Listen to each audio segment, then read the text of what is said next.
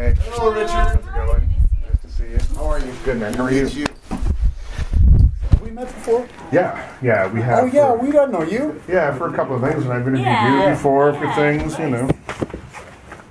Thanks. No, don't Cool forget your phone down socks. there. I won't. Thanks.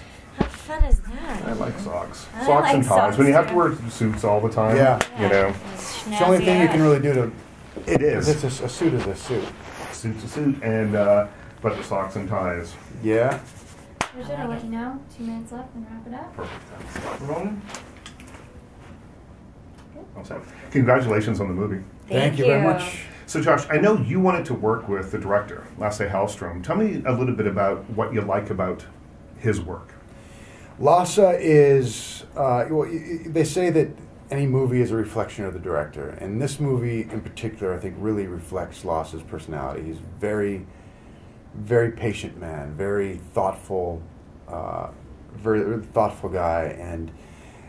And what I loved about working with him on a movie like this that could easily go from, you know, it could easily turn into sort of a sappy, overly sentimental movie. And what Lasse does, and what I think we all wanted to do, was make a movie that had sentiment but wasn't overly sentimental.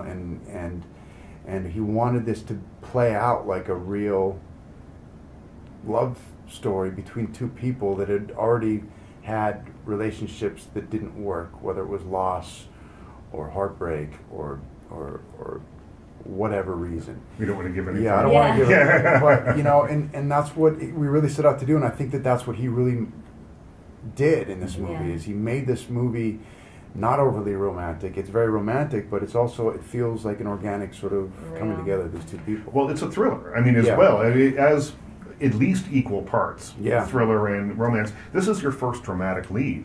Yes, And so, it is. do you approach it differently than you would any other film? I mean, or is it just all on the page and you kind of go from there? In fact, it wasn't all on the page. I think that was what was really fascinating for me.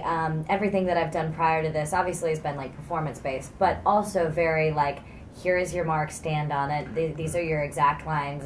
This is the song that you're singing. You know, these are your dance moves. Right. This was very freeing for me. I really felt like they hired me to act and to, you know, and I felt like I grew so much in this because it was scary. Like, it's scary to do something you've never done before, and I always say that if I'm scared to do something, I should probably do it. But you know, you're on your, you know, tip of your toes because you don't know what he's going to say next, because it's all, you know, a lot of it was improvised, but again, it was very liberating too. So Did you feel that way as well? Because I would guess that some of the films, like the Transformers movies and that sort of thing, must be choreographed very carefully because of everything that's going on around. Yeah, with Michael, there's a lot of improving too, but not like this. This was more, because this is such a nuanced, it's a relationship that, you know, on the outside seems like it could be, you know, your typical coming together of these two people that fall in love. But for me, when I first heard his style of shoot, I knew that he liked to be free. He freed out, you know, don't lock yourself into whatever the script says. Right. Know what the script says, but also know it from 360 degrees. Mm-hmm. And so, you know, it's liberating, but it's also forcing you to really do that much more work, because, you know, if he wants to change it up, you still have to know what each scene is about in order to make the whole movie work. Yeah, it has to hang together at the end of the day. Right. Right. You can't just go improv the whole thing, because one scene won't bleed into the next. Right. And so, you know, when they started working 2 weeks before I did, and she's like, "It's great. We improv the whole thing." I'm like, "What do you mean we improv the whole thing? Explain to me what that is." By the way, the first scene I did was with Dave Lyons, and they literally had us sitting across the table from each other talking, and they said, just talk about anything. We literally talked about like upside down pineapple cake and flat houses, and like nothing made sense, and we were like, this is so, what are we doing? But what you find in that is you go, you know, you may come full circle back to what, because he's still steering you in the right direction. And you know what I think separates Lasse from a lot of directors is his ability in the editing room.